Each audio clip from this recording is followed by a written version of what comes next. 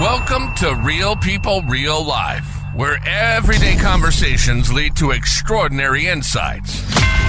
And now your host, Ryan Chereau. Okay, Mark. Appreciate you flying out. Been looking forward to this one. And the main reason is that we talk about people that are successful who did things on their own terms.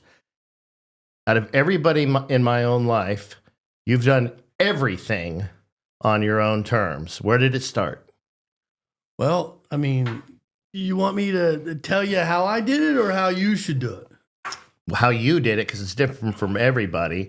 And I mean, you've basically spent your entire life making your own rules and were successful at it. But it didn't start that way. No, well, no, absolutely not. But all right, ding, ding, school's in session. Let's do it. Business is very, very easy. It's very easy to fail at. It's also very, very easy to be successful at it. I learned at a very, very young age, 8, the concept of money. What was that? For instance, if I was out with my parents at the age of 8 and I wanted a Wetzel pretzel, I had to ask. And that could result in a 50-50 chance. Either yes or no, you don't need that right now, it's too much money, blah, blah, blah. If I had my own $8 in my pocket, I wouldn't have to ask. I would say, I'm going to go get a pretzel, I'll be right there. So I learned at a young age, if you had money, listen to me, people say money doesn't buy you happiness. They're full of crap. That's all money does. It buys you comfort, it buys you happiness. The problem we got today, everybody wants to be famous, but nobody wants to do the work. That's right. Okay, so for me, I'm 8. I get the concept. If I wanted to buy a BB gun at, back in the day, you had a little catalog and you'd order it out of JCPenney catalog. That's how it came. I remember looking at them BB guns and I remember, how can I buy this? What do I got to do? Well, my brother was a few years older than me, and he had a grass cutting service and a snow shoveling service. So what he would do is, I want you to imagine this. I'm an Italian family. Basically, we lived next to a couple guys like the Sopranos, and they all had Cadillacs. And they nobody parked their car in the garage, because why would you do that? You have a Cadillac. People need to see your Cadillac in your driveway. So in the summer, I would go and I would cut their grass. Didn't have to edge. And in the fall, I'd rake the leaves. Now, in the winter, I took my summer money and I invested in a snowblower. Because once you had a snowblower, in Pennsylvania and Pittsburgh, the snow is very, very, very wet and heavy. If you had a snowblower, you could do it quick. So I realized that was my first company. And how old were you? 8. And what I did is I realized you got to give people options. Like, in the movie, The Wolf of Wall Street, they say, sell me this pen. Right. That's all BS. The best way to sell somebody, okay, these glasses. Let's say you wanted to sell me, I'm going to sell you these glasses. Ryan, those glasses, they're not for you. You don't need those glasses. Those are very special glasses. They're for people who just want to, they don't really care. They just want the best of the best. And I'm going to sit here for 10 minutes. I'm going to tell you about these other glasses. But you know what you're going to think the whole time I'm telling you about those glasses? The other glasses. You want my fuchsia glasses. You want these glasses. You need these glasses. But I told you can. That's human nature. Okay. The best way to tell somebody that they don't want that is tell them they can't afford it, especially when they're next to their girlfriend. Listen to me. I'm an incredible salesman. I could sell a ketchup popsicle to a woman in white gloves. You just got to convince her. You got to be sure of yourself. Right. I can smell fear and I can smell incompetence a mile away. So what I did is with my snow services, I had the bronze, I had the silver, I had the gold, and I had the platinum pack. And you came up with this at 8 years old? Well, yeah, I watched the Olympics. Okay. Remember when Bruce Jenner was, in the 76 and he beat the Russians on Wheaties? Mm-hmm. That was my guy. And I would say, okay, sir. My next door neighbor was a gentleman. He owned a glass company, and they all want to be, mafia guys. Oh, yeah. And I said, here's what I get in the wintertime. The bronze package, I would shovel your driveway, and that's it. Silver package, shovel the driveway and a path up your sidewalk and your front porch. The gold package, shovel your driveway, path to the front porch, and I clean the snow off your car and your window. But you don't want that. You want the platinum package. But I tell you, you don't want to pay the extra for it. You don't. Not too many people get this package, sir. It's a little pricey. You give me the keys to your Cadillac. I shovel your driveway. I shovel the path to your front door. I do your front porch. I get the brush. I get all the snow off your car. I get inside your Cadillac and I start your Cadillac. So when you walk up in your alligator shoes, your car is nice and cold, nice and warm. Think about it. In Pittsburgh, Pennsylvania, you would get to work as your car just got started getting warm. And there was no auto start back in those days. There was keys. In the trunk, you could put a lot of things in. I mean, it was gigantic. These are big old Cadillacs, old Fleetwood Cadillacs. So I'd have a key ring in my bedroom of all the Cadillacs. And then sometimes guys would go to Hawaii for 2 weeks and they would call my dad up. Can you tell Mark to go over and wash my Cadillac? Because they wanted to come home to a clean tap. So I realized at a young age, working for yourself was imperative. Now, I'm not putting anybody down that works for anybody else, but my thing is nobody's calling me tomorrow and saying, don't come in. That's never going to happen. Nobody's saying no to the pretzel. Nobody's telling me no to the pretzel. And you got to think about this. Like, I was in shock when they fired Steve Jobs from his company. I can't even imagine somebody, firing me from my company because it got too big and I sold shares in it. At some point, I asked a buddy, could Steve Jobs have stopped that? They said, yes, he could have kept a controlling share in his company. I never understood to today why you would ever go past that point of no return where your board can fire you. I'll let you know when I get to the size of Apple computer. But what I'm saying is, imagine your business. Right. And you went global. And you had a bear. And someday they said, Ryan, we don't like the way you're going. What are you talking about? I started this in my garage. And in the corner of my master bedroom was a little desk. That's how it started. And they fire you. Yeah, it's almost inconceivable. So, I mean. And the interesting thing about that particular story is he was a young man. He was. It wasn't I'm at retirement age. I'm going to send you out to pasture with hundreds of millions of dollars or whatever it was worth. He was a young man. And see ya, you're fired. That's true. So getting back to my first in business, and I did really good. And then every once in a while, a guy wouldn't pay me.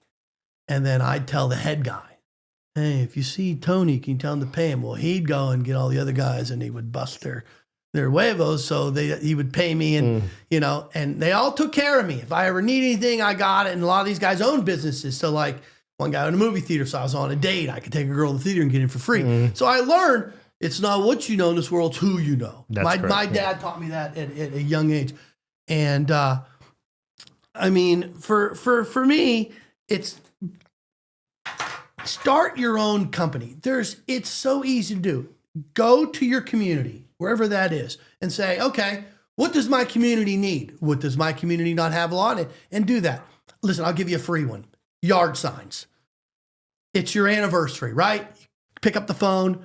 Hello. What could be a name for yard signs? Special event yard signs. SpecialEventYardSigns.com. Keep going. Hello, yard signs. Call up. It's your kid's birthday. What's he into? Monster trucks. You go out there at 2 o'clock in the morning. You stick the stuff in the ground. Let's say you charge $295 for that. Let's say you do 5 parties a week. You times that by 4 weeks in a month. You times that by 12. You're making $70,800 a year for yard signs. And you're 20 years old. Right. And you're borrowing your mom's car at 2 a.m. and you're going and putting all these little yard signs out. Mother's Day comes. Weddings. What's that business start to start? $5,000. $5,000 investment. You buy 15 A's, 27 Z's, couple butterflies. That's just a basic business. Business is business is business. You're filling a need. You're filling a need. And what you're looking for is customers. Because without customers, you cease to exist. So you got to value your customers. When you call me on the phone, in the beginning, everybody's got their head up their butt. But you ask people, why did you go with me? And be brutally honest. The one guy was a corporate thing. I don't know if you heard of a company called Club Sport. They've recently changed to Bay Club. Okay. Well, they got different clubs. Some of them are just purely tennis clubs. This guy had a tent. His name was Francisco. And Francisco, as you can imagine, was very flamboyant. And he called me up on the phone, and I told him he was having a customer appreciation night. And they wanted, by the way, I own a party rental company. That's what I was do. going to say, this isn't your snowblowing business. Now, we've so moved forward. We're jumping just a little space, bit. but that'll take you back to your point. My point is, I asked him why he used me when I was over. He goes, I called another company, and they were mean to me on the phone. I can't have meanness at Club Sport Buena Vista. Right. When you talked to me, it sounded like you had a smile on your face. And that had to be 20 years ago. I've never forgot that. So I make it a point when I'm talking to you on the phone to smile, because evidently it freaking goes through the phone and comes out the other end. And if it's between you and some other guy and you're close, that could be the deciding factor. And I always end my phone calls with, I got you, you're VIP. Because that's what I'd want to hear.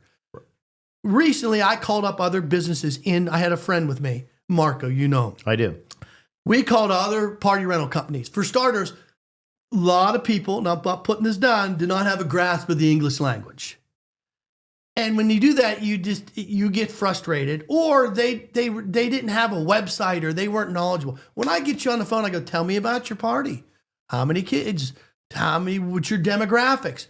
The longer you can keep them on the phone, the more you're almost like a family member.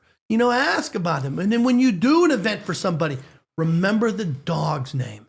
Put the dog's name in their folder, in their event, in your calendar. And then when they call back and you go, oh, you did my party last year. And then you go, oh, give me your phone number. And your database pulls up and you see, oh, Elvis was a dog. Hey, how's Elvis doing? So Elvis died. But at least you remembered. That's right. But what you're talking about is a high-level service. High-level service, but also a high-level concept in American corporate business. People that go and study business, and people that are successful understand that relationship management is absolutely paramount to what they do. Who taught you that not the party rental business isn't what you do? Those guys, those wannabe mafia guys, every time they paid me, they stood to me toe to toe. They stuck their hand out like a man. They looked me dead in the eye, and they shook my hand and they said, thank you. Now, when you're 8 years old, that's a big deal. Sure. These guys were somebody, but they had the common courtesy and the dignity to show the little guy that they appreciated it. So if you do that to a client, like we'll do a thing, like a guy gives you $100, I give you a hug. The guy's like, son of a bitch, the guy just gave me a hug. I had one guy try to give me another $100 because I gave him a hug and the wife wouldn't let him. I mean, I got my guys with me, but listen, let's get back to the 8-year-old thing. So that set my tone. And then I got into high school, and I think I didn't, like my brother, I wanted to be enjoyed. And my dad was Navy retired Master Chief. And in my house, you either went to college or you went to military. Listen to me, I'll be the first to tell you, I'm dumb as a box of rocks. The only way I make it in life is I hustle. And I'm extremely lucky. It's like in the Deadpool game, the girl Domino, they said, what's your superpower? And she said, I'm lucky. And they go, that's not a superpower. You've known me for how many years? 3 decades, at least? At least. Would you say as my father would say, Mark Anthony, you have the hardest working guardian angel in the history. This is true. I've seen it personally over and over again. It's almost freakish. As they say, you fall into a pile of S. Yep.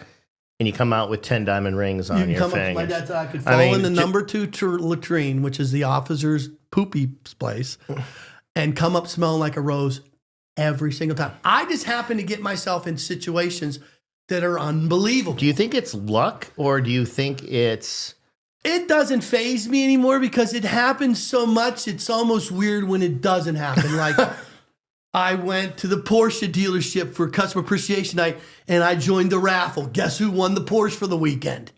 Me. I always the guy that wins the raffle. I'll tell you the luckiest thing I ever saw, and this is back before Texas Hold'em got really popular. And we know the story. Yeah, we went out to Harvey's. No, I'm a little mellower in my old age, but back in the day, they described me as like cable TV.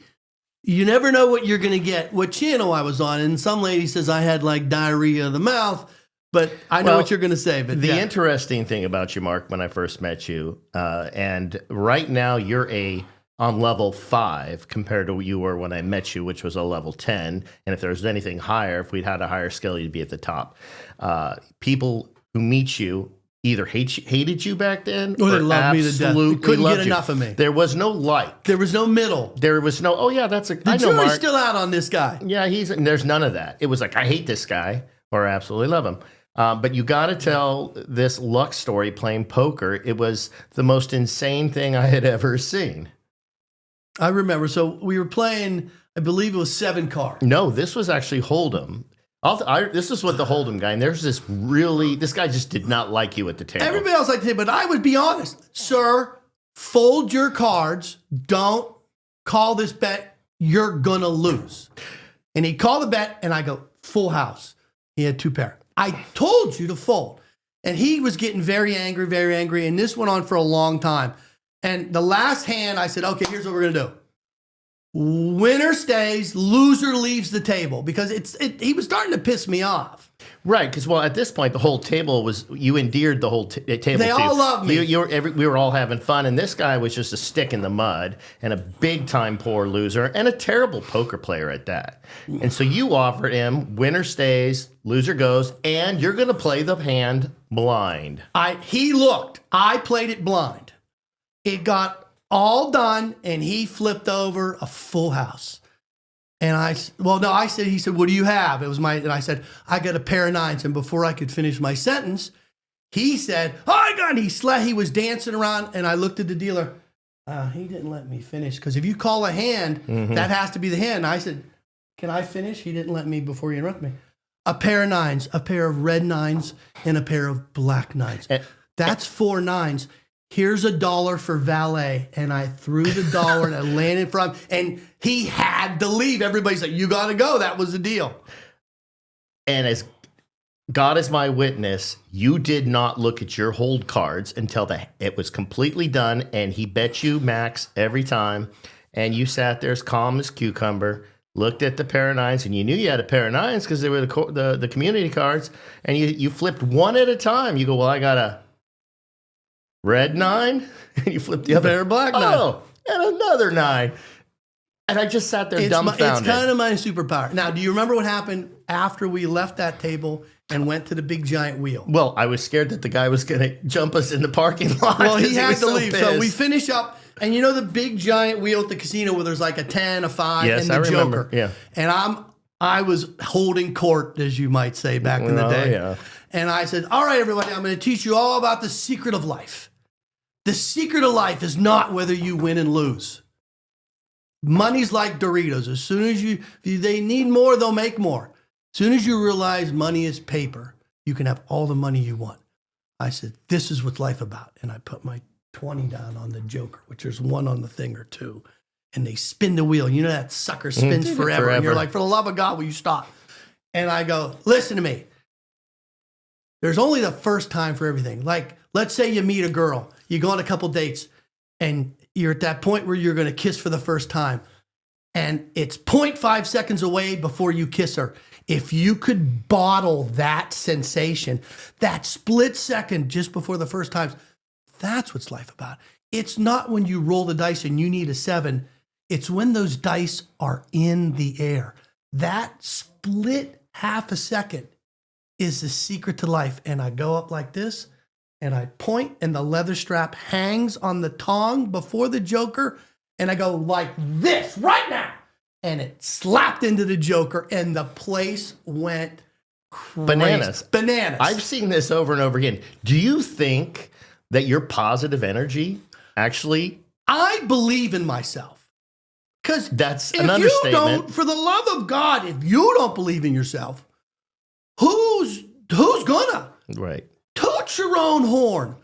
But listen to me, you better be able to back it up. When I promise somebody for an event, let's say your company here, you're going to tell somebody we're having our company picnic.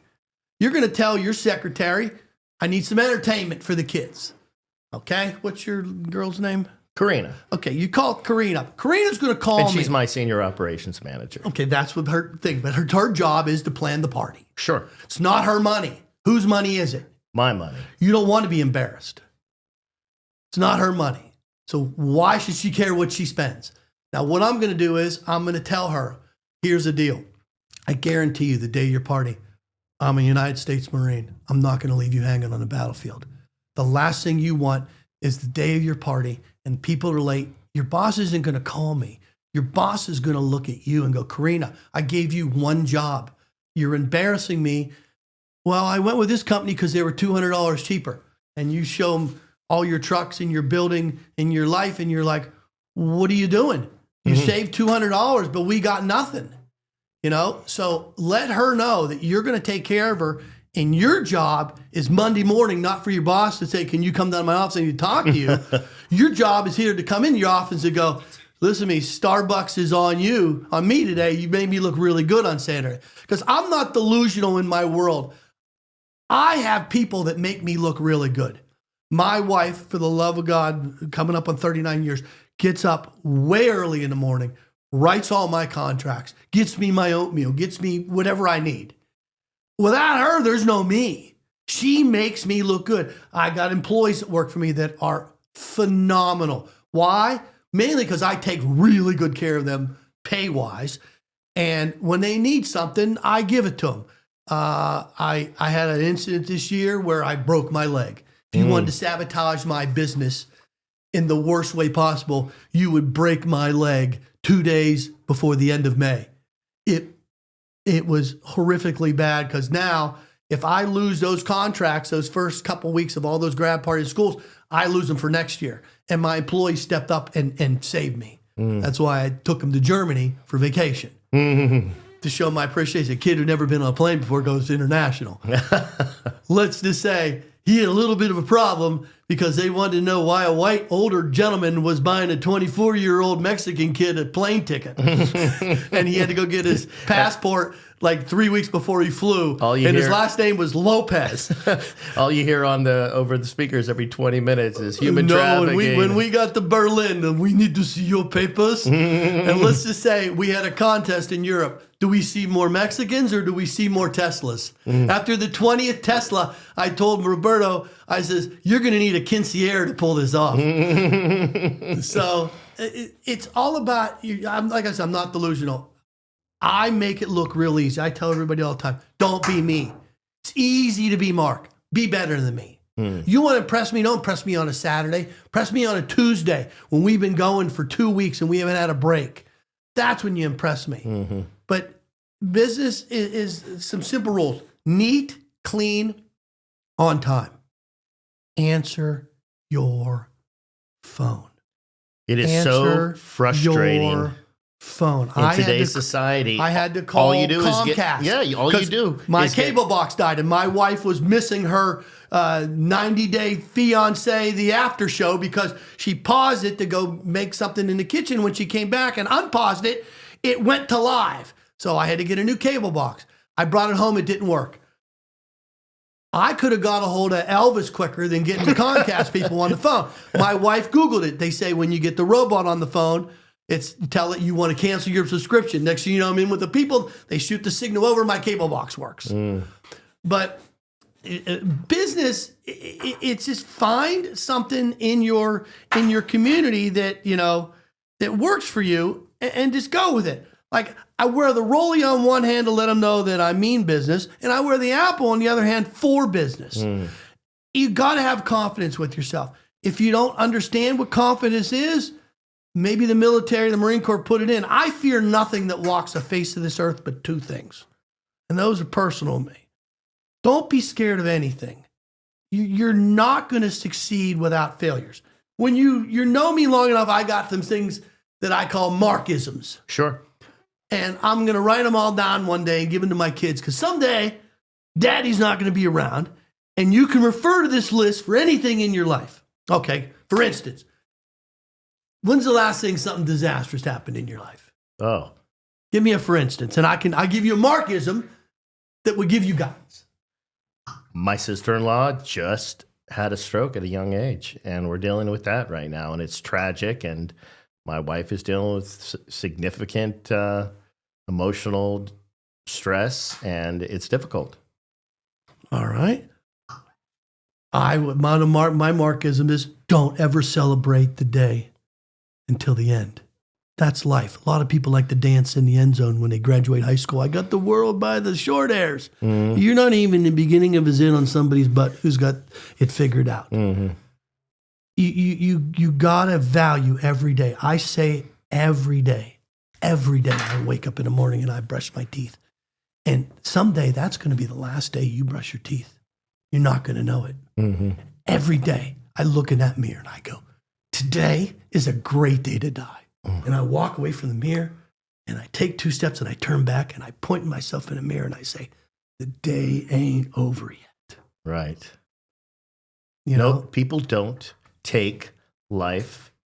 They have this concept of immortality, especially young people, Mark. Well, that's our problem these days. Everybody young wants to be a TikTok star. Okay? I grew up in an age where there was no internet. When you wanted to meet a girl, you had to walk up to her. And if you got her phone number, you had to call her house and pray to God her little brother didn't answer the phone. Sandy's got a boyfriend. It was the horrible thing. Okay? So, let me tell you about, I finished my lawn cutting skills, and I'm in high school. I'm in 10th grade. I have a theory that I'd like to maybe write a book about someday. I call it right, then left.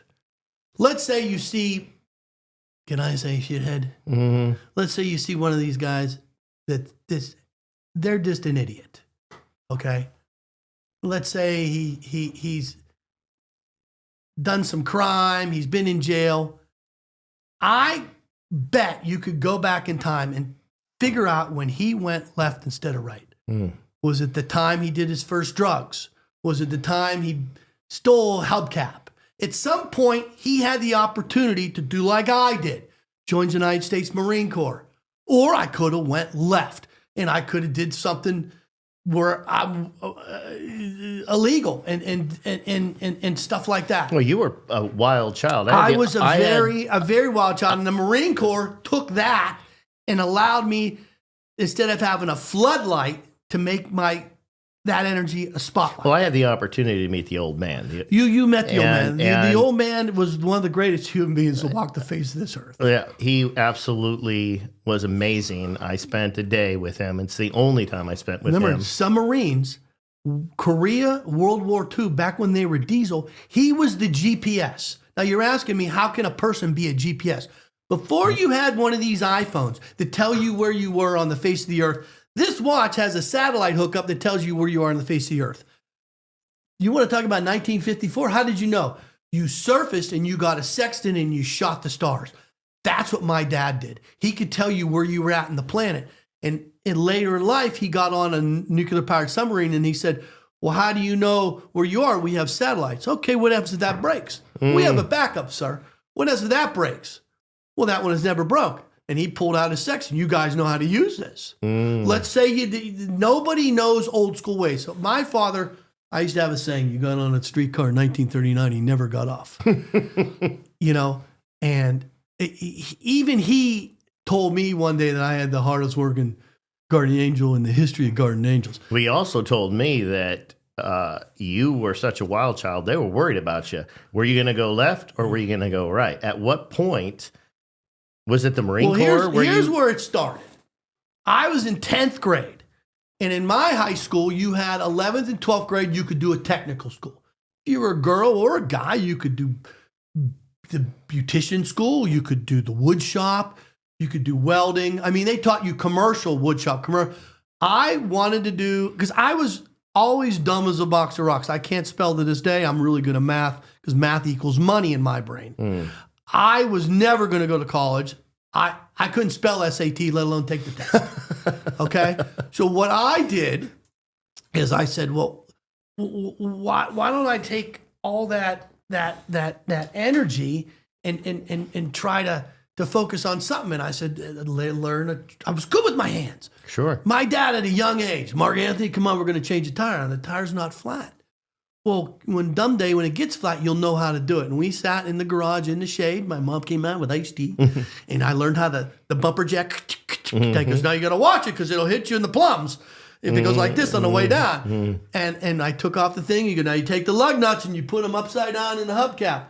And we got all done and drank the tea, and I went, that was easy. He goes, oh, really? It was easy. What about when it's 11 o'clock at night, it's snowing, and you're on a flat spot in the shade. You're on an incline on the side of a road, and your family's in the car, and you got to do this in the dark. And one day it happened. And I was like, because we had practiced, my dad was a hands-on guy. You learned how to do something. You know, my dad, you took the hammer off. There was a little Sharpie outline of a hammer, and he used to lose his mind when my mother would borrow a hammer or use his garage scissors for glue gun crap and get glue on his scissors. He would buy her a toolbox. Here's your own tools. Don't touch my tools. What would happen? She couldn't find her toolbox and use it. He would give up. I ran into the same thing with my wife. Got her a pink toolbox. Why didn't you use your hammer that's in the toolbox? I couldn't find my toolbox. Well, now I can't find my hammer because you don't know what you did with my hammer. So, I mean, I got called to the office, and to this day, I don't remember the student counselor's name. If anybody went to Montour High School, class of 85, there was a student counselor. He was a real jerk. He brings in, he looks at my scores, and he says, I want you to get used to hearing this. Tss, tss. He says this to you. Looks me dead in the face. And I'm, as a 16-year-old, 15-year-old Mark who thinks he's 24 and knows everything like we all did. And I said, what is tss, tss, tss? That's the sound of you flipping burgers for the rest of your life. That's what I'm qualified for? Because, you take the test and they tell you should be an architect. I was a burger flipper. I guess I was dumb as rock. And listen, it didn't really hit me. I go home and I go, hey, Dad, I went to the student counselor today. They told me, hey, you got to what you're qualified for. And I told him the story. He goes, he said that to you? I go, yeah. I says, I thought you wanted to go to Parkway. They said my grades weren't good enough. You know, really? Hold on. Sandra, my mother, very religious person. Very religious. Presbyterian. Dad was Catholic. He went to midnight mass. I went to Bible school. It never was a problem. My mother, all the school board was all the deacons in my church. Okay? He goes, Sandra, isn't Deacon Dave on the school board? Oh, yeah. And she told him the story. And the next day, Mark Camerata come to student. Everybody's like, oh, you're in trouble. But it wasn't the office of the student counselor. I came in, I sat down across from that SOB. And he looked me in the eye with such disdain. God, I can see it. I don't know who you know, Camerata, but you're going to Parkway next year. And I was like. And what is Parkway? Parkway was Parkway Technical Institute. So you could go and become an air conditioning mechanic, an electrician. I took tile mechanics. I got straight A's. Junior, straight A's. Senior, for my senior project that everybody came down to see, I built a fireplace with a waterfall. So it had a moat. So there'd be fire and water. It was genius. Listen, because I always thought outside the box. So my Was that your left or right moment, do you think? That was me in the middle. In the middle. Because I figured out that I didn't have to go to college. My brother got a perfect score in the SATs. My brother, deanless, Carnegie Mellon University. My brother's a rocket scientist. If you call him up and say, right now, what's the atomic weight of helium? He'll tell you. He's good to have for trivial games. So when I got to high school and I got to electronics class, the teacher, Mr. Fleming, was waiting for me. Couldn't wait to see the brother of the prodigal son. Because my brother is an electrical engineer, computers. He's back in the day where, you make your own soldering boards, and he used a soldering gun. He was like Michelangelo with a soldering gun. So evidently, part of your project, and maybe you guys did this in high school, is you took a nail and you rubbed the copper wire around it. You took a piece of metal and scissors and you cut a fan, and you made that fan and the nail, when you hook a power source to it, the fan spun. Mm-hmm. If you had the nail right at the right and you had to bend the fans the right way. My brother's was on the wall, like on a plinth. Not only did my brother spin, evidently he told you the closing bell at the New York Stock Exchange. Mine didn't spin.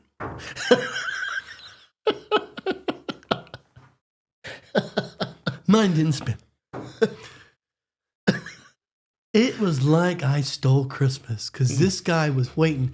And then slowly, he realized I was the dark sheep of the family. But I didn't care, because, it wasn't my thing. School, I hated school. I just wanted to get out. Well, back in the day when we were in school, if you didn't go to college, you were a failure. You're going to flip burgers. You're going to flip burgers. They never talked about success in the trades. They never even talked about hard work, tenacity. They didn't talk about any of this. No. It was just go to school and you'll be fine. What school did you go to? What school did you apply to? That's all you heard. And my dad being military, when I was at my buddy's house who had joined the Marine Corps, I remember this was my moment. I was sitting on a couch. I had a white mountain wine cooler between my legs, a girl under each arm. And the drill instructor, the recruiter, looked at me and said, "So, son, do you ever think about joining the Marine Corps?" Well, let's just say I used some profanity towards him. You lost your effing mind? 2 weeks later, I was enlisted in the Marine Corps. Now, once I enlisted in the Marine Corps... What was your thought process? Why did you change your mind? My dad was riding me hard, and I figured if I was in the Marine Corps, or if I joined the military, he would stop riding me. And once I enlisted in the Marine Corps, I could write my own ticket. My dad was telling everybody, stop strangers on the street. And I thought it was either Marines were the badass. And let's just say in boot camp, I surpassed, because I was allowed to unleash all this energy and my greatness. And I was great in certain things. Like I was the only guy Mike would do. He'd climb the rope with just his hands. Listen, I ain't going to do 3 push-ups now. But then I was really good at shooting. Like extremely good. So much as that was my MOS in the Marine Corps. I was a 85-31. I was a primary marksmanship instructor. Once a year, everybody in the military's got to go get qualified. I was your coach. So I had to coach generals. I had to coach everybody. But I was a little lance corporal. I was almost at the bottom of whale poop on the bottom of the ocean. And I would get some 4-star generals. Now you got to remember, in the Marine Corps, you wore these 2 badges. One was rifle and one was pistol. And nobody wanted the pizza box, because the pizza box said you couldn't hit the broadside of a barn. So these generals would come in and they would say, "Listen, I'm not comfortable with this young kid." And my master sergeant, who went to Vietnam, who beeps when he goes through metal detectors and had so many medals on his chest, he'd have a private standing next to him with the other medals, who's held together by baling wire, told this guy, "This kid is the best in the business. You want to go to combat and you want somebody to put the bullet where it needs to go, this is your kid. Cut him some slack. He's a little strange, but he's going to get you to where you want to be, which is that expert cross rifles." Not the pizza box. And they'd look at me and they'd see my 4 times and my 6 times, like I have repeated. And then when you're done, it's customary to give you your officers give you my stuff. Let's just say I got in a lot of trouble in the Marine Corps because I didn't really play by the rules. Not drugs or alcohol. I never was a big drug guy or alcohol guy, but I love shenanigans. Yes, you do. I do like shenanigans. And they used to have a saying, don't send a man to do a scam's job. They called me Cam the Scam, because my last name's Cam Rock.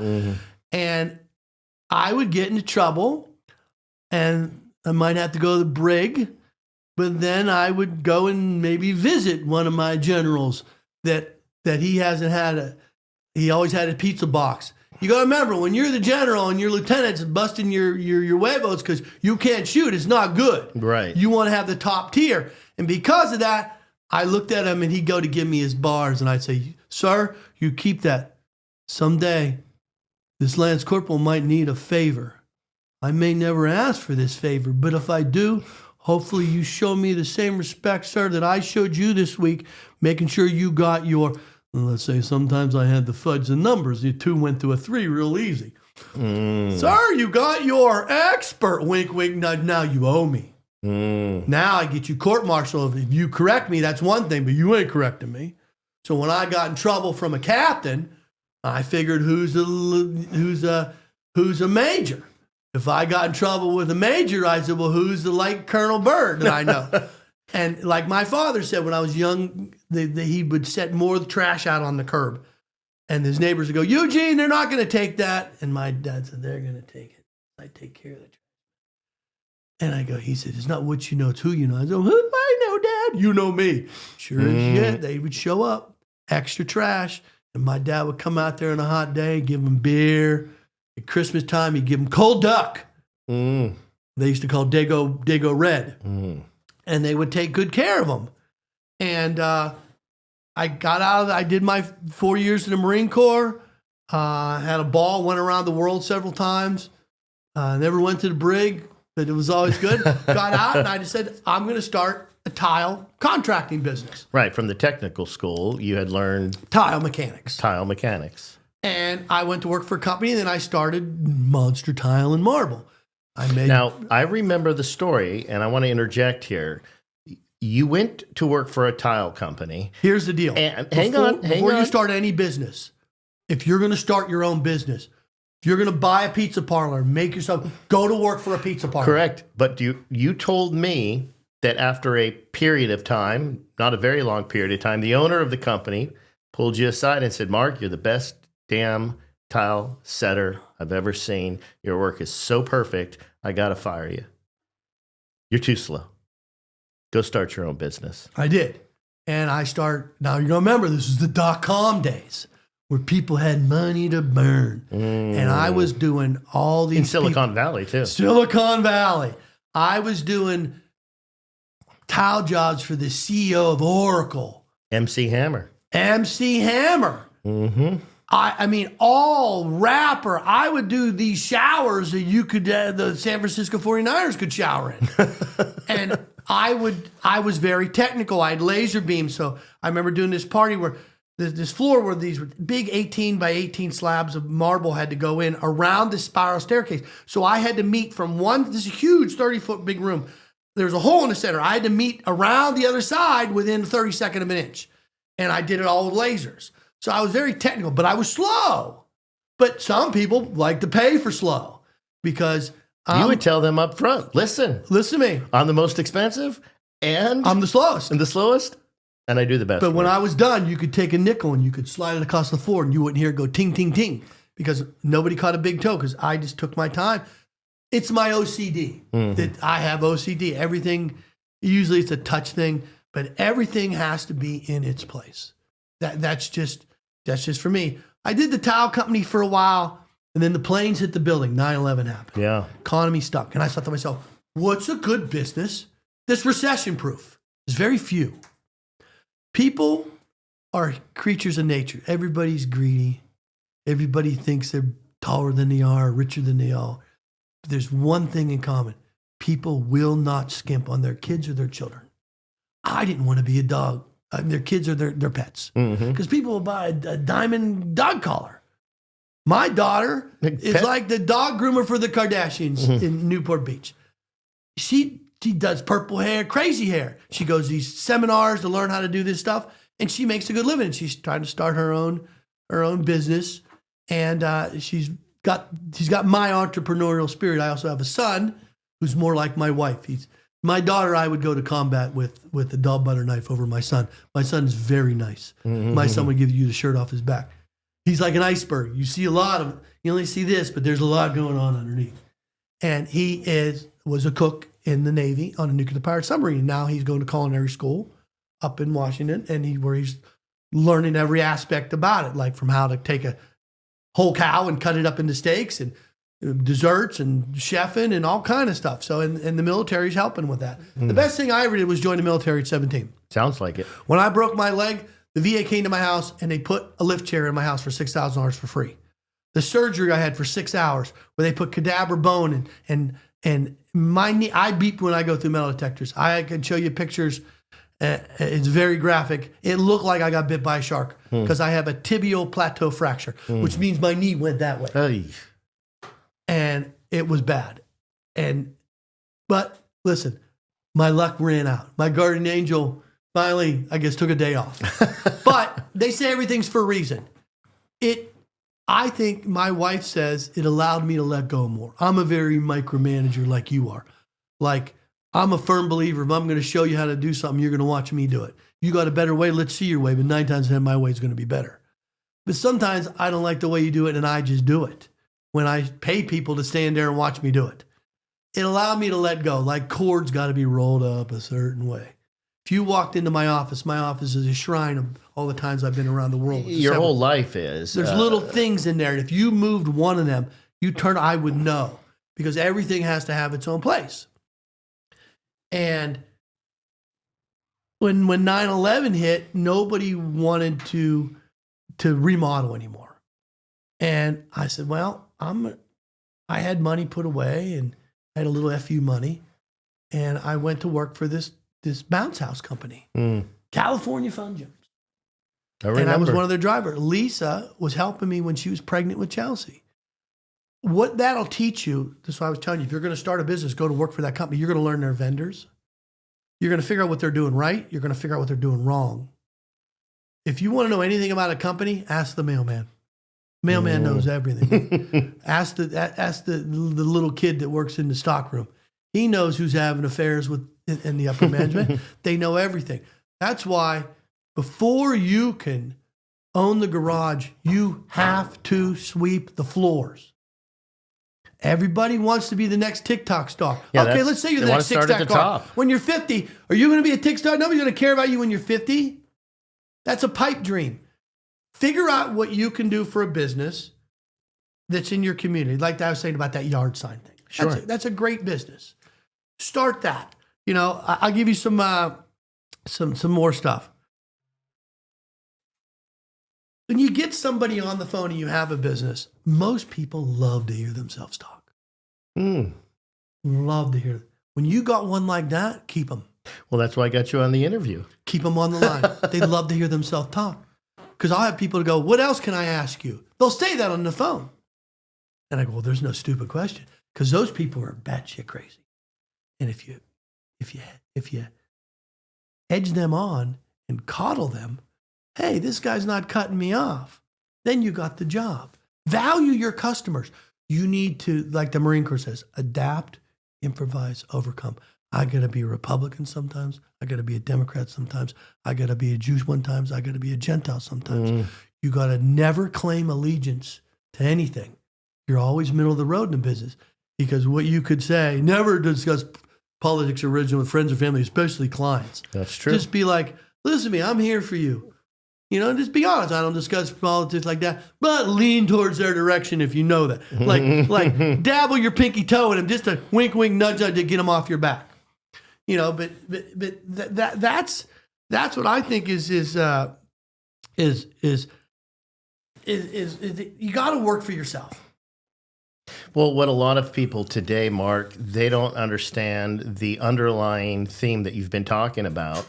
And it's just plain get up in the morning and work your butt off. Hustle. One of my very famous clients, E40. Never hustle backwards, always hustle forward. Progression. And that's a famous rapper that's one of my clients that I met just as a fluke because I listened to Van Halen and I listened to the 70s. So I had a young kid working for me and he was a Mexican kid and he turned pale. And he's looking over my shoulder and here comes E40. Now E40 is a large gentleman. He's very black. He's very large. I'm 250, 5'8". He makes me look like Vern Troyer. And I'll show you a picture. And my buddy goes, it's E40. I go, who's E40? And he's a famous rapper. And I went, like Tupac? He's like, yeah, like Tupac. Came over, he left his hoodie. I was doing a big party in Blackhawk at the gated community, and he'd left his hoodie, and he came and got a hoodie, and I introduced myself to him. Hey, my business card, do you ever need a party? Let me know. No fear. I don't know who he is. Mm-hmm. Listen, the man puts his pants on one leg at a time like me. That's right. Sometimes both. You could catch something on that. You got to be careful. Mm-hmm. 2 days later, my buddy, the helper's in the car. I get a phone call. It's an African-American gentleman freestyle rapping to me. E40 Wow. was freestyling to me on the phone, and I hung up on him. And he looked at it, and I go, I don't know, some crazy black guy. I don't know what the hell he was saying. And if I would have not been driving, I would have blocked him, but the phone rang again. And I said, hello? And he said, this is E40. Why'd you hang up on me? And I went, because I had done some research. And I said, if this is E40, because I worry, I tell my friends, hey, I just did a party for Robin Williams. I just did a party for this. I did a party. And they call me up messing with me. And I've always told them, don't ever do that because you can mess my money up. And I went, all right, complete this phrase. Supercalifragilistic. He went expialidocious. That's one of his rap songs. I said, sprinkle me. I think it's sparkle me. He's like, you really don't know who I am, do you? I go, no, but could you tell me what album to buy? Because I'll buy your album on Apple.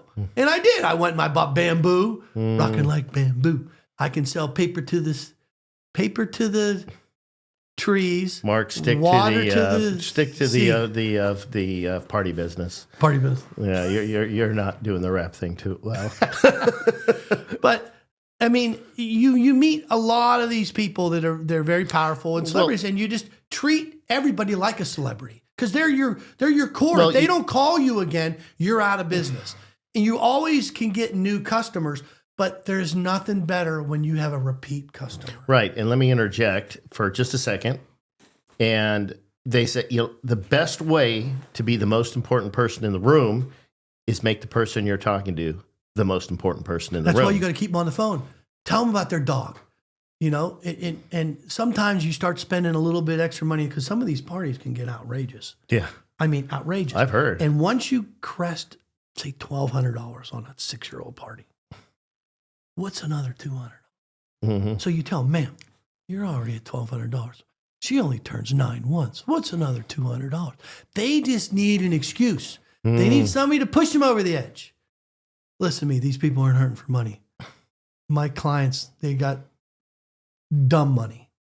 And they don't care. Well, that's something that you've also always done in business is you've always gone after top quality. You price yourself charge a little more, just a little more. Right. You've never been the cheapest guy in the room. Why would you want to? Because if I look, what's the theory behind that? The theory for me is if you're going to buy a watch and you see a watch in a case for $500 and you see a watch in a case for $29, your mind says the $500 watch costs more.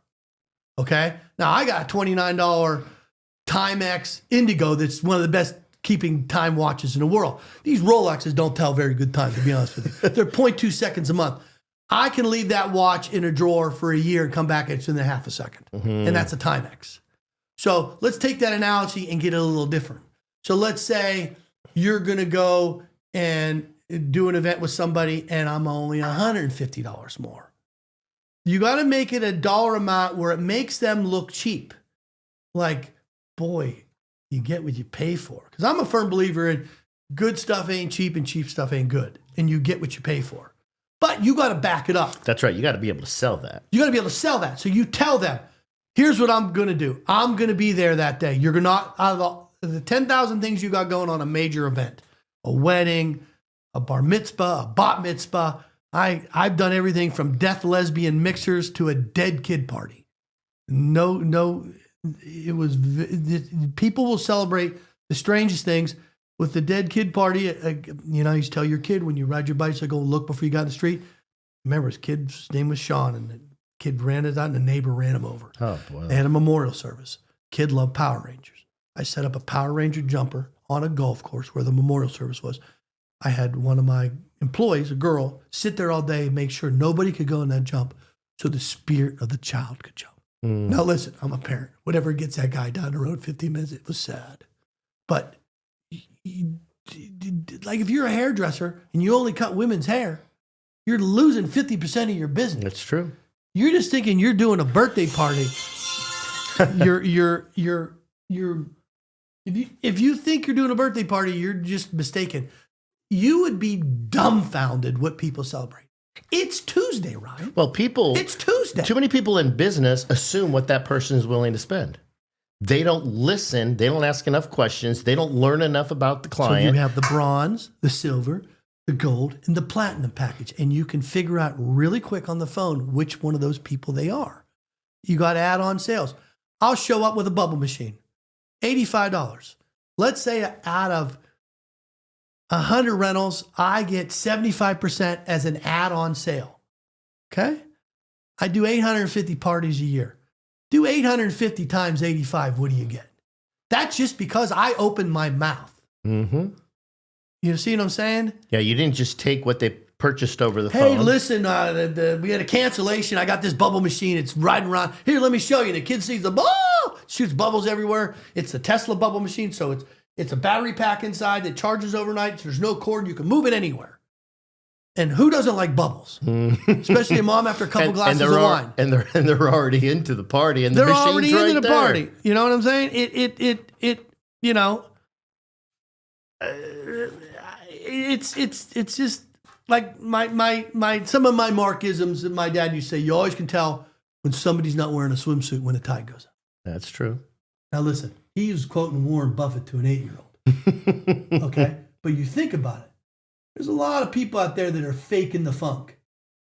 You can tell a really rich guy from a guy who thinks he's rich. Oh, because yes. I do parties for some people you'd be in shock.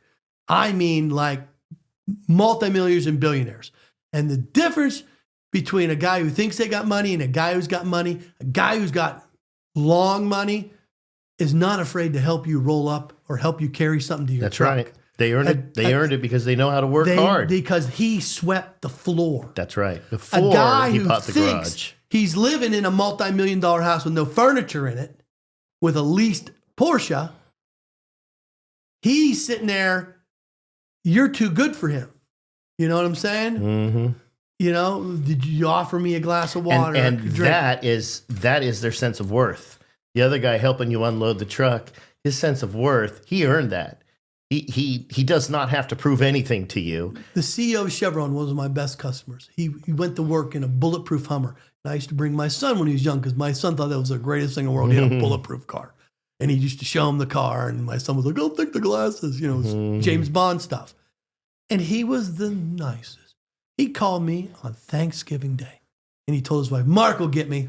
Mark always get me." I was there in and out. Mm-hmm. You know, he didn't I care. remember that story, yeah. Nobody would have answered their phone on Thanksgiving. He's like, "You answered your phone on I answered my phone on, listen to me, Christmas Day is one of my biggest days. I don't get it, but these rich people, after they open up all their hundreds and hundreds of dollars of toys these kids got, they got bounce houses. Think about Thanksgiving. I email my clients. How about a bounce house? Keeps the kid out of the kitchen while you're cooking Thanksgiving dinner. But where I make my bread and butter is my water slides. I do all these corporate events, big giant water slides, like 3 stories tall. And then you got kids' tables. You got a margarita machine. You've taken a simple bounce house. I remember the company that you originally worked for 30 years ago. Little square bounce houses, no creativity. Drop it off, leave. You know, nobody making sure it's working properly. Dirty. You know, dried throw up from the last kid. And then they get on the contract with a highlighter saying we accept tips. Like you never tell someone, by the way, you can tip me. I'm like, have you lost your mind? That's the new thing with all this electronic payment. Well, I have Square, and there's a spot where you tip. The problem was whoever designed the app's an idiot, because if you do a big rock star signature, you could swipe up accidentally to tip, and a lady yelled at me one time for that. You know?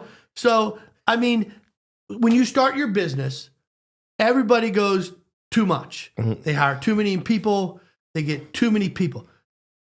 As soon as you start your business, after you get going for a while, you got to cut the grass to see where the snakes are. Because there's snakes, and you don't see the snakes because you're too busy on the golf course instead of actually being in your warehouse with your guys. You're going on vacation. No, being a business owner, anybody can own a business. But if you are not a businessman, you are not going to know how to work it. If you don't know how to use a screwdriver, you don't know how to fix something, you're going to rely on other vendors. And we see this in our industry where we have top techs all the time. Best air conditioning repair people, installers you've ever seen. And they decide, I'm done working for this guy. I'm going to start my own business. But they have no because business. You make it look really they don't easy. see behind the scenes. They just see the machine working. Then they get out there. They see the checks. Here's the check. They're seeing these checks. They don't understand. They don't see what you got to pay your accountant. And guess they what? Don't see They're what knocking you're on advertising. the next season. They're knocking on the door, and they've got a ton of debt. The IRS is after them. The state of California. He had to go to get his after him. contractor's license, and that's really harder than you think. Now you got to get insurance. Workers' comp. You burn the house down. You got workers' comp. It's medical. It's like I told my kids when they were little, when they were getting ready to kind of spread their wings, and like my daughter, and she was moving down to LA, and I go, listen, we make it look really easy, me and your mother. We just want to go somewhere, we go somewhere. When I want to buy something, I buy something. I do that because I'm a smart squirrel. I don't make it rain in the summer. I wait for the cold winter day because it's a long, cold winter. I'm a seasonal business. So are we. I work 8 months solid. There is no breaks. There's no Saturday, Sunday, no weekends. There's nothing. My phone will ring at 11. I've done some of my best work in my underwear when I answer my phone at 11 o'clock. Some of my best work. And a guy, like I remember one time I got an email at 11 o'clock at night. Lady was at the bus stop. Went on, I needed a party. I emailed her back, and she told me the day of the party, she goes, you know why I used you? She goes, you emailed me back within minutes. People don't understand that all business is customer relationships. It's relationships. I sold an old unit to a lady. Just take care of people. That was a couple cities away, an old water slide. So I sell my old stuff to these other people.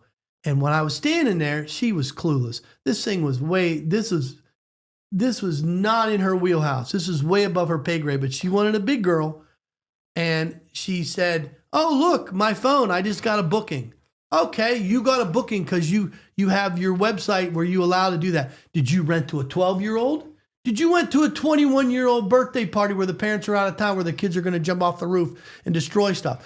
Who did you rent to? Are you setting up on the surface of the moon? Or are you setting up on AstroTurf? Are you setting in the right neighborhood? So she was doing everything based on actually not I even. just sit here and drink iced tea, and they'll book online and put their credit card in. I just make my money. That's what people want. They don't want to have to. They want to figure out a business, or they don't have to deal with people. I want to talk to you on the phone because if I talk to you on the phone, I have a relationship with you, and I can tell you if you're out for no good. Like, I can tell when you're 20 years old. Hey, how old is the birthday girl? 18. Listen, tell the mom, go buy her an iPod. You know, and I used to before Yelp said, ma'am, it sounds like you need a babysitter, not a bounce house. But bounce houses is such a monumental small part of my business. I mean, margarita machines, hot dog, nacho, popcorn, right, carnival games. You've taken this sold as easy business and you have made it extremely in-depth. Yeah, but what I rent in my area might not be rent in your area, just like any business. You got to figure out what your people want. Like when I first started, I bought root beer snow cone syrup. Because I love root beer snow cone syrup. You know the only brothers that likes root beer snow cone? Me. Had a whole shelf full. Nobody wanted root beer snow cone syrup. Everybody wants blue raspberry. Why? Because it takes their tongue blue. Everybody wants cherry. So what did I do? I invented my own snow cone syrup. Called it Monster's Blood. But don't tell anybody it's cherry and watermelon 50-50. But you're branding it. And then during Halloween, I have different labels and I call it Pirate's Blood. Then you see the bottle for Pirate's Blood. Then if I rent you a snow cone machine, you're on the fence about it. I go, ma'am, I can teach you how to make a margarita snow cone. Get a bottle of Skinny Girl, you dump it on that, and you do that. But you know, I mean, so I mean, you've gone from this wild child, but you still got to be wild because no tree can grow to heaven without its roots going deep to hell. All right, and you cannot have darkness without light. That's true. If all evil goes off the face of this earth tomorrow, What happens to good? If all good goes off the face of the earth tomorrow, what happens to evil? In business, nice guys finish last. I'm sorry. I'm not saying to be deceitful to your clients, but I'm saying if you have some information about something that you got maybe a little mischievously, use it towards your advantage. That'll help you, because all you're trying to do is pay your mortgage and put money in the bank and have a nice vacation once in a while. You know, so you got to be tough on business, but you got to be good to your employees.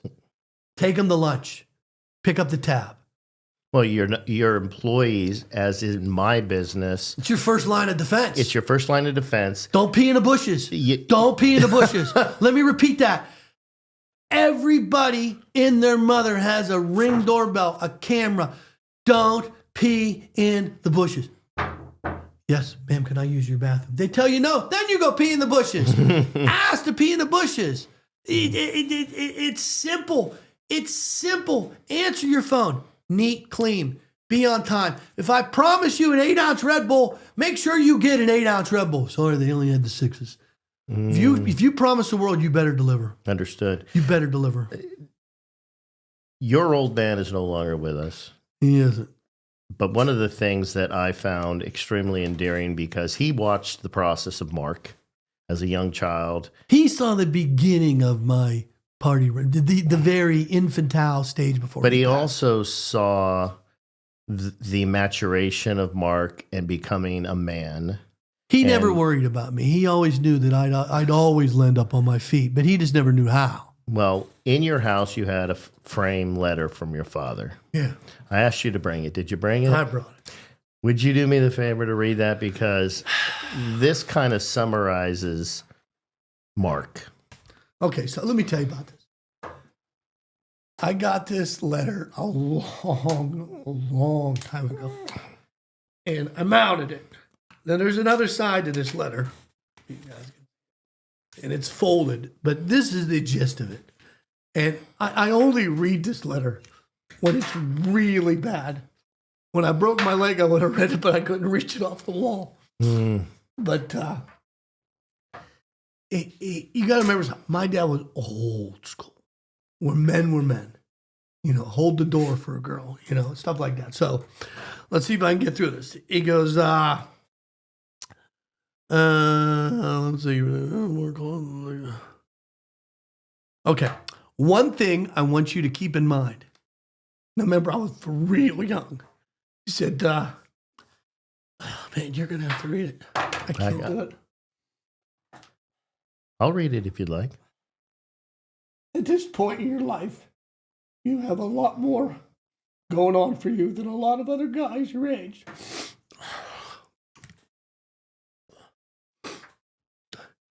You got the support of your family, and that's what you can't put a price on. He's right. No matter how much trouble I got in, he was like those generals. He always had my back. He'd chew me a new ass, but he held my back. And he says, I admit, it's going to be tough out there. Rough as hell for you and Lisa at first. But everything goes through that. Everybody. I never told you this, but when me and Michael, when Michael was 4 years, that's one of my other half brothers, were 4 years old, he and I were so broke. We had to live with a private family. We had nothing left but each other. And I remember the day he wanted a popsicle, and I didn't have a lousy nickel for that popsicle.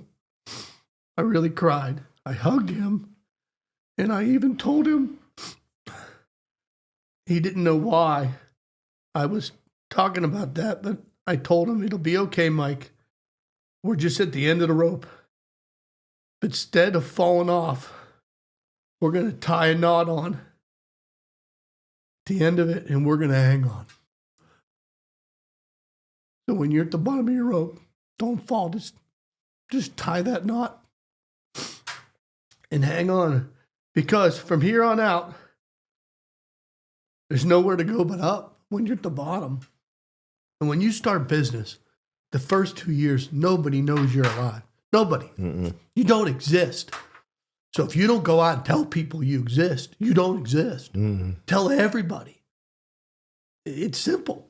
How you doing? This is what I do. You have a kid? Here's a business card.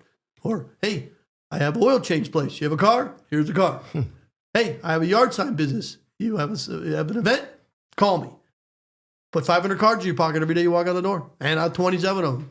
Hand out 500. You got to let people know, you know? So, let's see, where was I? It must have worked because like I told you on the phone, for your mother's birthday, he brought her a New Yorker. Fully loaded. The New Yorker loaded with everything on it. He was pretty proud about that. He just wrote a check, you know? What I'm trying to say is, well, I'll be here to help you. And he did. He like I help my kids because he helped me. Some parents don't like to help their kids. I help them and then I wean them off the teat. Mm-hmm. The problem is people stay on the teat too long. That's right. So I slowly wean them off. You know, like at what point do you pay a 30-year-old cell phone? You see what I'm trying to say? But I still pay for my daughter's car insurance because she's starting out. You know? Well, she's starting a business. Yeah. She's trying to get on her feet. So I says, no longer are you going to be able to play grab ass with your life. My father had a great slide. He said, Mark Anthony, you have champagne taste on a beer budget. And I've always liked the finer things in life. And if I can't have the best, I don't want it. Mm-hmm. I'd rather go without. That's why when I bought my first Porsche, I had a picture on my screensaver of my phone of the Porsche I wanted for 10 years before I got one. See, most people would just go get it, finance the crap out of it. No. If you can't earn it. Here's the top tip for the day. If you can't afford a 36-month car payment, don't do anything else. Anything over 36 months, they're making money. Have your financing ready to go before you walk in. All you want to know from the car dealership is what's the price I'm paying for. That's my car tip. Okay. All right. So or pay cash if you got it. There you go. You now have responsibilities that you never had before. You will be, when you were single, footloose, and fancy free. That's old school right there. Well, that's very old school. I used to kid around about you having champagne taste on a beer wallet. I guess now you realize that. I meant, well, Mark, think it over. And I said, keep in touch. Love, Dad. Now, when he died, I'll tell you something about my dad. He loved James. Loved. I never knew about James Bond. My brother was a computer nerd, so he'd give two craps. So when it was the newest James Bond movie came out, it was a thing. It was our thing. We'd go to Bobby Rubino's place for ribs, and we'd get ribs, and we'd come home, and we'd take our shirts off and have our wife beaters on, and we'd eat ribs at the coffee table because that was what you did. And for all the young people out there, that's just a T-shirt without sleeves. He's not actually watch any Italian mafia movie. Yeah, just like watch any Italian old mafia movie. He's not actually beating wives. So after we did that, we would go to the movies, and I learned about Moneypenny and James Bond, and I was like, this is unbelievable. My father was one of the first members of American Express. Of who? American Express. His card didn't have an expiration date. Oh, wow. Before there was expiration dates. American Express. So my father's card ended in 007. Oh. And he told everybody, my card's 007. American Express. Gold card. This is before the black card. And platinum and all that nonsense. One day, they decided to put expiration dates and change the numbers. He got that card in the mail, and my dad lost his damn mind. Lost his mind. He called him on the phone. He told the people, you don't understand. This is my 007. It's my James Bond. Sir, the cards are done randomly. The numbers are picked randomly. You can't pick your card number. I want that card back. We can't give you that card back. Very upset. My dad never got upset. So the last time I saw him, he was in a nursing home, and he died of old age. He was old. He was in the 90s. He was crotchety right to the day, man. Love Judge Judy. Love Judge Judy. Very crotchety. I had fed him a donut. That was the last thing I looked. 2 weeks after he died, I got a letter in the mail from my Shell gas card, my new gas card. I want you to look at the last 3 digits at the end of that card. 007.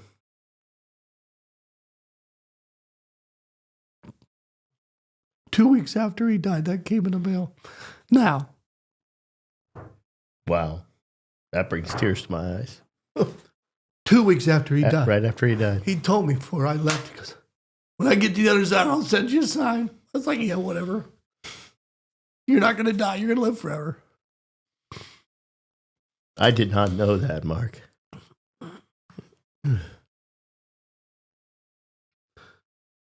That's why I keep that there.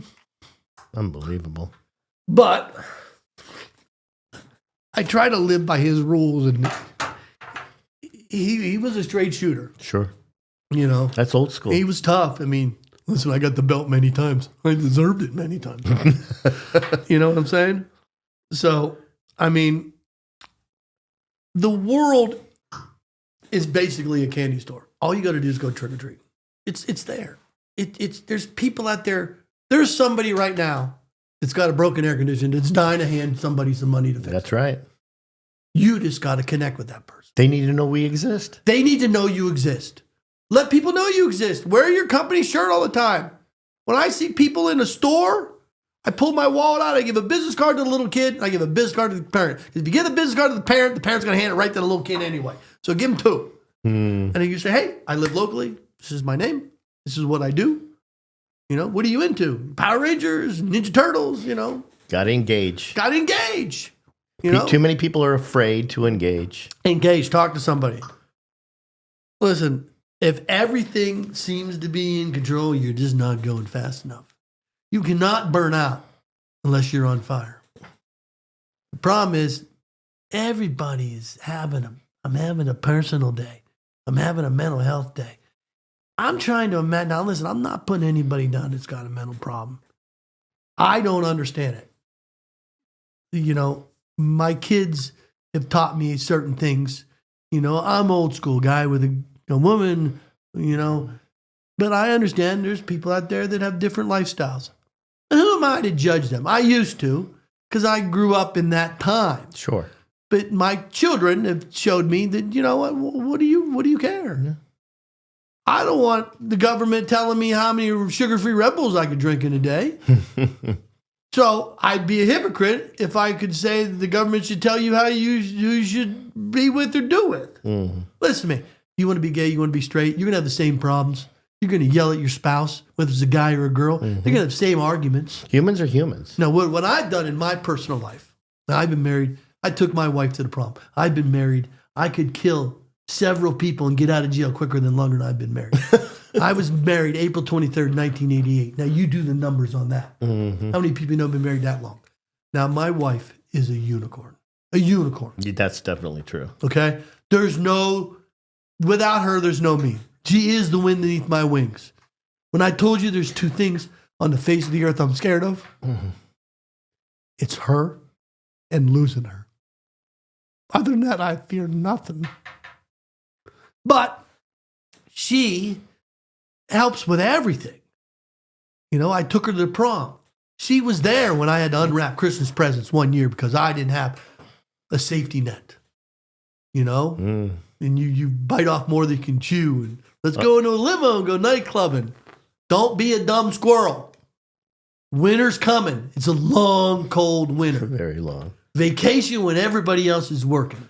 So in November, I went to Europe for 2 weeks and hung out. I went all over Berlin and Amsterdam, and it's my retirement thing because I'm done with Europe. It's just too cold. It's Waikiki for me. Especially when you go. Yeah, especially when I go. I go in the dead of winter. It's just too cold, but Europe's fun. It's nice. Europeans do a lot of things that we should do. Their train system's immaculate. I got to drive on the Autobahn. I got to drive to the floor. I was doing 165, and a guy went by me like I was going still. I was in and out. Having the time of your life. I was having a ball. Well, listen, Mark, you have made this the easiest interview I've ever done because I got to listen and be completely entertained. All right, let me give you a couple more Markisms. Okay. I got some. I'm going to go through some Markisms. And then we'll finish up. All right. I told you about cutting the grass to see the snakes. You don't need to win all the battles. Just the battles count. That was my big problem. I had to win them all. Okay? You don't have to have, there's a lot of people out there that own 30 pairs of swim trunks and never been in the water. So when you're taking advice from somebody, take advice from somebody that has done it. Those who can teach, those who can't, those who can do, those who can't teach. So that's something. Everybody's looking for perfection. Perfection's simple. It's a lot of little things done well. That's true. Not one thing. It's a lot of little things. It's chess. A lot of people play checkers. Don't play checkers. Don't play grab ass with your life. That was what I was told at a very young age. Play chess. Look 5 moves ahead. Mm-hmm. It's simple. People ask me why I don't wear cologne. I smell like winning naturally. it's that simple. Let's bottle that smell. And listen, Mark, it's sometimes, eau de toilette. If you're ever in the doghouse, you might as well pee on the carpet. When you're screwed, you're screwed. Yeah. So have fun with it. Because I do like a little shenanigans, right? I told you about not being so nice. In the land of the predators, the lion fears nothing. Now, I don't like to be the lion. I like to be the guy under the line because the lion's got a target on his back. You want to fly just under the radar because if you get too popular, certain people like to get in your business, and nobody wants those people in your life. You just want to be an average guy, fly under the radar. Don't be too fancy. Like my accountant says, drive a modest car, live in a modest house, and take bitchin' vacations. Mm-hmm. And that's what I do. You're gonna lose in life. You're gonna fail. That's true. I am the king of that. But are you gonna lay up on the 18th hole, or are you gonna go for it? Do you see what I'm saying? A man doesn't lose when he falls down. It's only when he refuses to get up. When I get a guy to work for me, skinny guy, and my boys are like, what the hell is he going to do? Let's find out. And I have him purposely lift something I know he can't lift. I know he can't lift it. If he had a rocket pack from Acme Rockets like Wile E. Coyote on his butt, he's not lifting it. But I want to see him quit. And I go, come on, you can't do that. And if he just walks over to me and goes, okay. He goes, no, I can do it. Until I got to physically pull him off, that's a guy. Because you want a guy with heart. That's right. You don't want a guy that's going to be like, come on. I'll take a guy over heart. Like my daughter. I go to combat with my daughter. Why? Because she's bad. She's bad. Mm-hmm. Don't mess with her. You can't find a building to jump off of. I know I'm going to go punch Chelsea in the face. It's a bad idea. This is coming from a United States Marine. In my foxhole any day of the week. Yeah. It's not taking away from anything my son. My son's more of a technical person. He's like, can't we use diplomacy and get this all figured out? Mm-hmm. Which is also needed. Never praise the day till the end. A lot of people like to dance in the end zone. We did it. It's noon. Day ain't over, baby. Like I said, it's not over till it's over. Competition definitely keeps you in conditioning. I like a good competition. Sometimes a lot of people get complacent and kind of get in their own little bubble. You got to know who your competition is. What are they doing? They got a mole. That's where you got to cut the grass and find the snakes. If you don't know your competition, they're going to run right over you. Let's see here. Pick a good one to finish up with. Those who are destined to hang are not going to drown. Those who are destined to hang are not going to drown. I don't get that one. All right. If you're really, really bad, you ever notice how very bad people, nothing ever bad happens to them? That's true. Only the good die young. Vladimir Putin said that.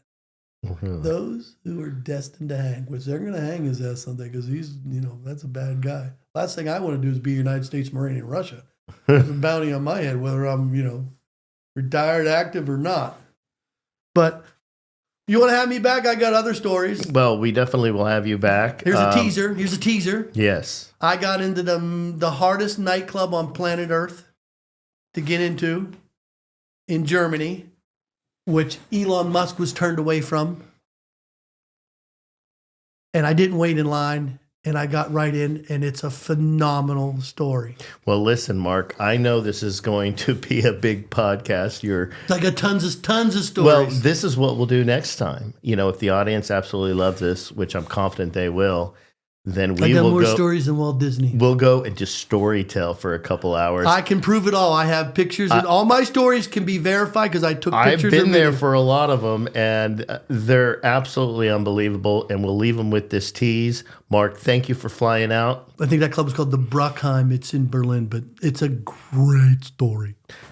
We'll have you back for sure. It was a pleasure. Thank you. You've been an awesome for friend for over 30 years. Thank you. You talked about those ribs with your dad. Tonight, you're going to show me how to cook some mean ribs. I am going to show you how to make some amazing ribs. And thank you for having me on your show. Thank you for coming, Mark. You've been listening to Real People, Real Life. Our passion is to have real conversations with real people who've made it. Real people who've made it, who did it on their own terms. We'll be back soon, but in the meantime, catch us on Twitter or X at RPRL Podcast and on YouTube at Real People, Real Life Podcast.